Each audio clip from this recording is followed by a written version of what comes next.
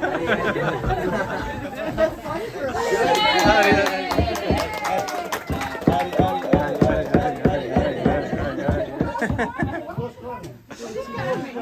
gonna get on those rafts now.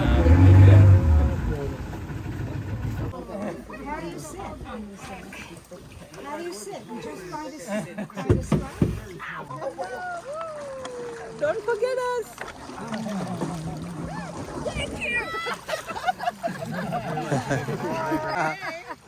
We'll stop at the waterfall. Okay. You having a good time? Never thought we'd do this. The sun was not out, I would lie down on it. So we would have all our own food.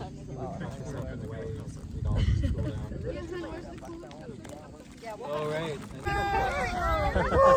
Whoa! That was big. Then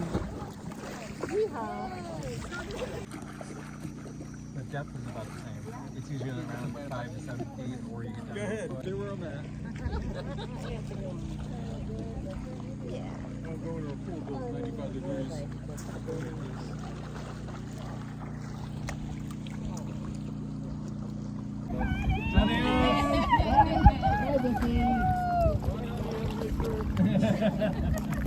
Hey, you're not going to need those papers after all.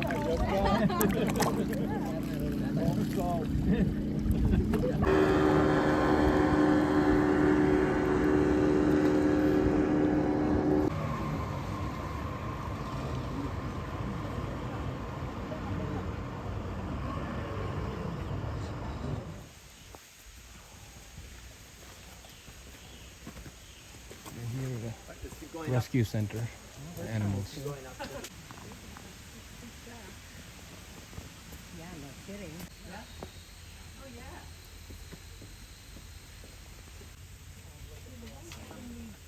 Wow, Carrie. Oh, there's a baby.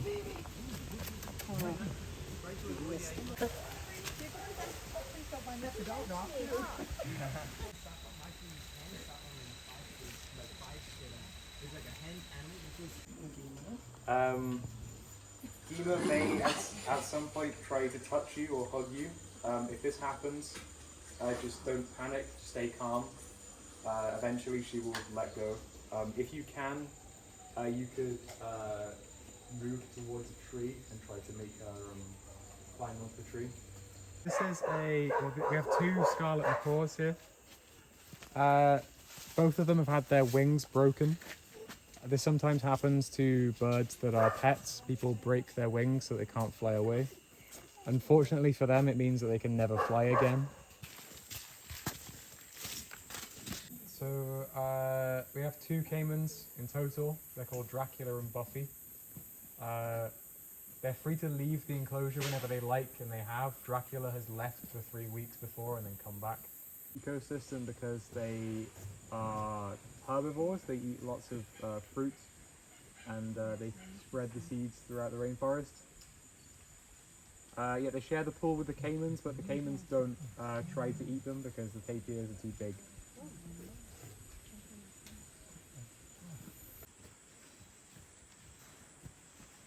Okay, so this is a coati. Coatis are very closely related to raccoons, and they're very similar to them in many ways. He was originally found in someone's house as a home intruder, but yeah, often they rummage with trash. Oh.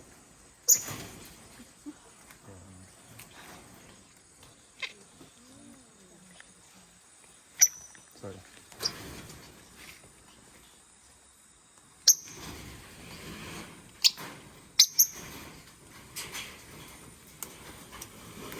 I think all tourists at the government centre last week. Oh. Yeah, we get these. These are given to us, but we don't.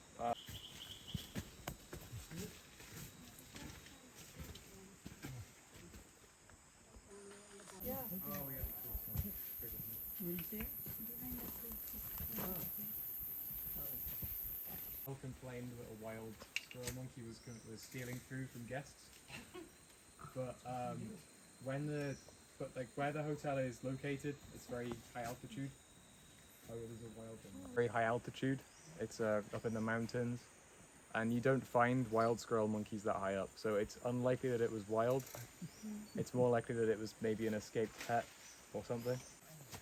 So he's essentially been raised by humans, which also means he probably can't be released into the wild. So. Peccary. Yeah, so peccaries are very similar to wild boars, but they're different in that as well as having bottom tusks, they also have some fangs on the top of their mouth. The rest of the group. This is because Mr. Happy is much older than the rest of them, and the younger ones would kill him if he was in the same enclosure.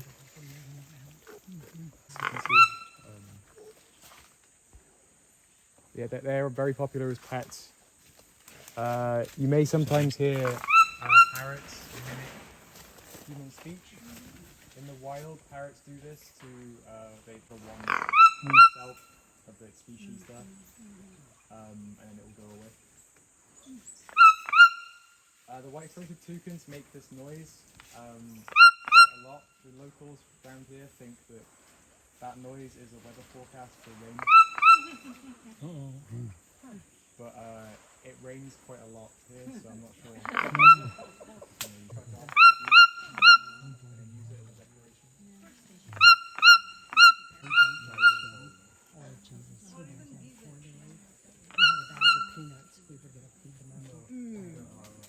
And pretty soon a gal came over. Oh, did you find? So they don't have a very good survival rate in cities. Woolly monkeys. Are all of these animals native to this area? Yeah, so we have some wild woolly monkeys. They haven't been here for very long. One of the capuchin monkeys in here was originally an unofficial university mascot. They kept it on the university campus, but it was free to leave, but people kept giving it food, so it stayed around the area.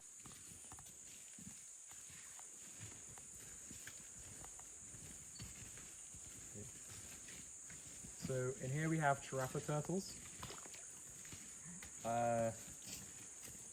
These were originally kept in a hotel where they were a tourist attraction, like in a lobby. There were about 20 of them, all in the same enclosure. Because they were kept indoors for most of their developing life, many of them have deformed shells. This is because, similar to us, turtles need vitamin D from the sun. That's why they often like to sunbathe. If they don't have enough vitamin D, they can develop these deformed shells, similar to how humans will develop bone diseases like rickets if we don't have enough vitamin D. It has like legs. It's called a walking And tree. it moves between 15 centimeters to a meter each year. It does this to go towards areas where sunlight is more plentiful. And it does this by growing new roots, like growing a new leg, and then it lets the old roots die. And eventually, very slowly, it will move.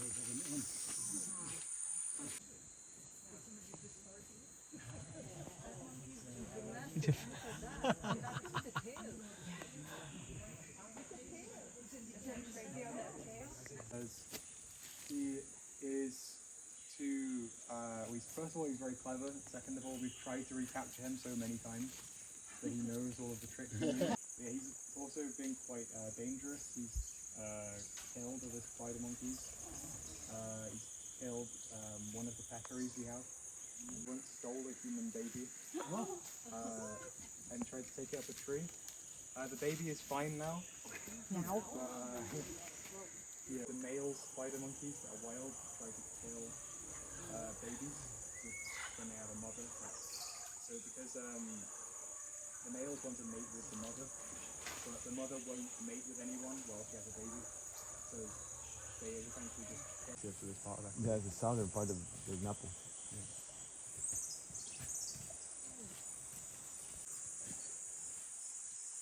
This guy's a great example of speciation. There is one, his cousin lives across the Napo River in the southern part. They're like, you know,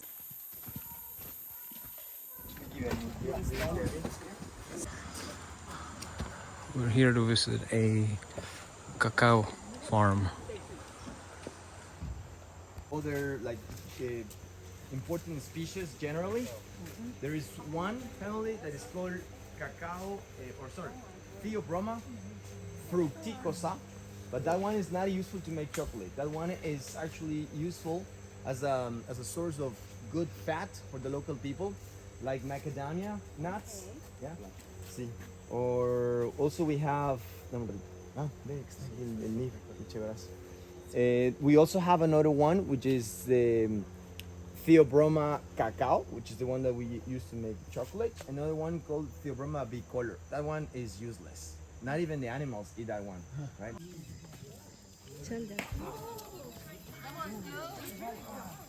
It looks very much. Have you ever seen rambutan or a leek? Yes, very much like that. But you know, this one is completely different. It looks similar, and the local people use this to color. Oh, to color. Yeah, to color their Paint? food. Oh. Yes. Also, you know, they use to make some temporary something like that. Oh, look, They it use does this. pulverize, doesn't it? Yes. See, The seed off of it. Oh, fine. Okay. but it needs to stay a little, you know, longer on the tree. Oh, yeah. That's But if you ever had some yellow rice here in Ecuador, it's gonna be colored with this seed, anato. really.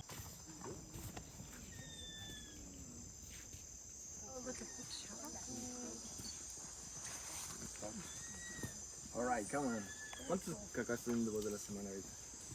A la semana, ¿cuántos puedes en el cacao? Un quintal. Más o menos, digamos.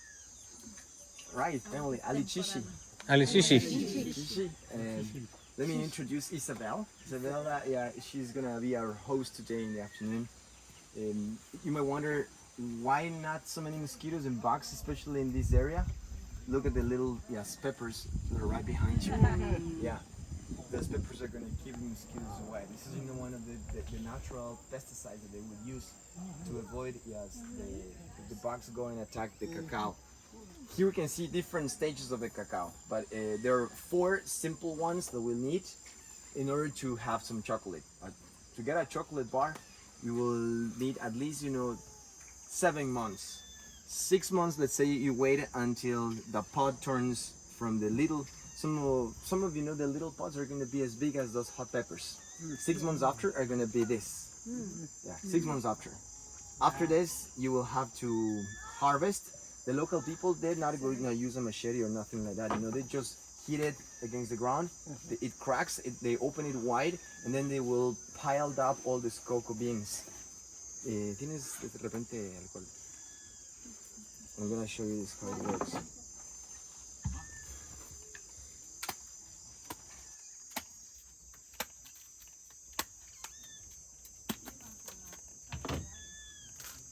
Nice. All right, have a look. It's almost squash-like. Or, It's very much like a squash. Yes. yeah. Oh, Look at good this. job. Tienes un platito, Isa. That's the cocoa? That's the cacao. Yeah. Cacao? Takes a lot of processes from here on. Yeah, this is just the beginning, you know. You will need at least 6 days to ferment and then to develop, you know, the flavors. All right, so now I invite you to please grab one of these little, you know, beans and suck them up as a candy. Okay. I can pass it. Okay. Alrighty. Beautiful. Please, can you have one? Of course. There, anyone? That's a little wet. Yeah. They're wet and Please don't chew them. don't just Yeah, what? don't chew it. Suck them? Just suck them as a candy. If you want some sanitizer, Good. Oh. suck it as a candy. This is what we saw. Remember? Now I make a question. What would you do if, let's say, you find something like this in your backyard? What would you do with the white thing, with the sweet thing? Peel it. What the native people did, you know, was alcohol. Is it wood sweeper? We make alcohol. Yeah, it's a wood creeper. It's a bird related. Yeah, look at that. It's related. Yeah, related to woodpeckers. Wood creeper. She's beautiful. Yeah, isn't it? All right, so our local people, close to 10,000 years ago, they already they found this cocoa pod growing in the southern part of Ecuador, northern part of Peru, right? So that's really why it's so important to ferment them. That's going to be the very first process. After this, you will have to dry them up, which is what they're doing right here. And you know the reason? In order to kill the bacteria that you have developed during the fermentation process, you will have to roast the beans. But how you're gonna roast the beans if you don't dry them before? You might burn the outside, but you will never, reach the core of the bean. This is exactly, what happens in the coffee, also in the coffee industry. So you have to dry it for 5 days. 5 days fermenting, remember, to develop the flavors. Some people, some experts, I've never done this before, but some experts say that they can tell, like wine, for example, they can tell some fruit notes, some vanilla notes, and some acid notes in the raw chocolate. Yes, like people that do that the same thing with wine, people do the same thing with chocolate. And this kind of flavors that they say, these notes of vanilla or these notes like of mango or lime notes, is something that you can tell once the chocolate is already made. Unbelievable. So that's why you have to ferment them. Second, you have to dry them, remember, because when you roast the beans, it's going to be easier to remove the shell out of the bean, and then get finally what they call nib. See, if I roast them, it's going to be way easier to peel them off. This is a cocoa nib. Nib. Once you remove the shell, the papery shell that it has, that in case the bean, it's not a bean anymore. It will become a nib. Yeah, a coconut. But remember, these ones are just dry. Imagine, it's going to be like very intense labor to be here like the whole day trying to peel them up like this. So now what we do? Since you have any question about this step or this stage? No, right? Are these all the same? No, there are different varieties of cacao. There are different varieties. Okay. You will have to use your hand. Peel them. Oh, I have to peel it. Yes, you have to peel them.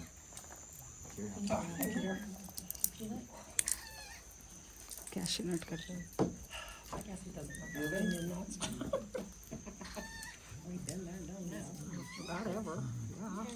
Peel it. So what would you do with the shell? On the ground? Yeah. Fertilizer. Yes. Or also you make some tea. The local people make cacao tea. Yeah. That's why I prefer sometimes to remember use the expression cacao and no cocoa. Because if I say cocoa tea, we might mix with coca tea. Yes. So cocoa tea nowadays is sold almost everywhere in all the South American supermarkets because it's really good for relaxation. Yes. Cacao tea. That's what you do with the shell. Mostly, what people do is just some compost. Yeah, we're not gonna use it at all. But once you remove the papery shell, you're gonna have something called nibs. You can eat them if you want. You can eat what you peel. Yeah, you can eat. They are being roasted already. Those are nibs. They're good. Almost like chocolate, right? Almost. Yes, that's good. All right. I need a volunteer now. All right. You can do what? Look, if you want, you can come closer to me. I'm just gonna, add some of these nibs to the grate. Yes, the grater here. Your family can do this home. If you have the nibs, you can make your own chocolate. But what you would need, you don't have to have home, a mill like this. You can do it with a power juicer, which is actually, how the big chocolate companies make the chocolate. They're not gonna have, let's say, one person grinding with a mill for the whole day, right? Big machines. They are gonna use big machines that are called power juicers, gigantic ones. Yeah, you can start, please, Leslie. And please come to have a look. What it comes out of that.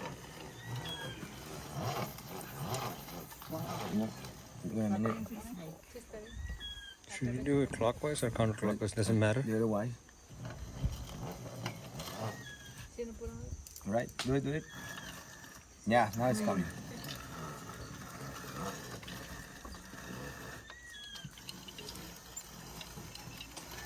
All right, of course, you know, in the big chocolate industries, the power juices are gonna be gigantic, as they said. You know, I've seen this in Ferrero, and they have a container as big as this house. Yes, remember, 5 tons of cocoa nibs are going every day. You can use coffee grinder too, right? Yes, also coffee grinders too. However, my suggestion would be, as soon as you finish, wash the coffee grinder, because this is very rich in fat. Yeah. Look like coffee. Oh wow. Yeah, it is. Oh, wow. How did you get it so mushy and soft like that? It's the grinding That's how out. we It's the fat, and it's the fat that you have on it. So how you remove the fat out of this with the Dutch pressuring machine? It's not something like what you do when you make some chicken broth, let's say, that all the fat comes out to the top of the surface, and then you just remove it with a spoon or scoop it out. Do you know what? Here we have to use a pressuring machine that will push the fat all to the bottom. Yes, that fat is yellowish color. Do you know how we call it? Cocoa butter. Yeah, cocoa butter. That's it. Yes. Why doctors do not recommend to do cocoa butter? White chocolate, because white chocolate is basically the ingredients. Check it out. Are cocoa butter, vanilla flavors, palm oil, and some other, I would say synthetics and artificial ingredients are gonna give you the flavor. But basically what you're having is just the fat that came out of, this. Yeah, of course it's beautiful and nice, but it's not healthy because it's very high in calories. So in order to make chocolate, you can tell, this is very fatty here. Because remember, we haven't, yes please, you can pass it. So after you have roasted them, easily they made already a chocolate fondue for us. ¿Sobre qué le hiciste, Isa? Pero, ¿despingo? Yeah. We family have a kind of a cinnamon here in the rainforest that we call espingo, but it's not cinnamon itself, because cinnamon is a bark that you grow mainly in India. Here in Ecuador, we had a flower that tastes very much like cinnamon, that is called espingo. So she has made a base of espingo, or let's say cinnamon tea. You can make your own chocolate at home with anything, lemongrass tea. You can make some, let's say, roses fragrance or roses scents tea. Yeah. What you have to do basically is melt all the cocoa liquor in some hot water or hot milk, right? That's the difference. Milk chocolate will have milk. Dark chocolate will have 60% of cocoa liquor and over. If it is less than 60%, it's not dark chocolate anymore. It's just regular chocolate. Milk chocolate too, but not, or white chocolate, but in order to be considered dark chocolate, remember it must be over 60% of the cocoa liquor. So what she's doing is just melting the cocoa liquor that we have ground with some other flavors. Yeah. If let's say the chocolate is 80%, sometimes we see in the package 80% dark chocolate, it must be 80% cocoa liquor and 20% additional flavors. Yes, like the ones you had the other day. Remember, passion fruit, roses. Those are almost all of them were 60%. Yeah. Yeah. So Isabella's put just a 10% of the content of sugar. So what we're gonna have is like a 90% dark chocolate. Yeah. And the cinnamon flavor. And cinnamon flavor, yes. So it would be 90% cocoa liquor, 10%, no, so let's say 8% sugar, 2% cinnamon. Ivory Coast. Yes. About 18% is Nigeria. Yes. So we have. Let me tell you the countries, the largest producers of cacao: Ivory Coast, Nigeria, Cameroon, Ghana. Yeah. And then the 5th largest producer. Yes. Look at that. Fondue. Awesome. Are you kidding? Oh, Isabel. Wow. Homemade chocolate. So, look at that. You can do this at home. Isn't that beautiful? Yeah. That's why I go to run every morning. We better run with you. Wow. Yeah. Gorgeous. just for the picture, and then we go to the hotel, okay? Take a picture and we go. And you have a to-go plate, do you? Oh, that's the To go. Isn't that though? And the one here is long-billed wood creepers.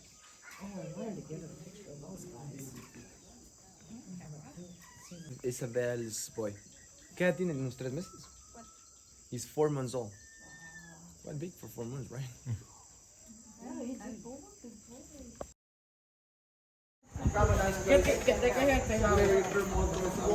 The orange one doesn't have liquid, the one, the green one has a lot.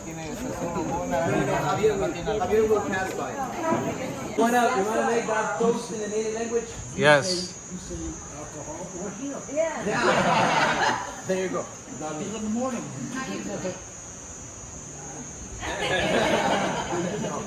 So, repeat after me. Awama, Awama, Alpama, Alpama, Chaupima, Chaupima, Shaky Shaky, Shaky Shaky, Official. Official. Thank you very much for your visit to the Amazon rainforest. I definitely hope you enjoyed this time here. I know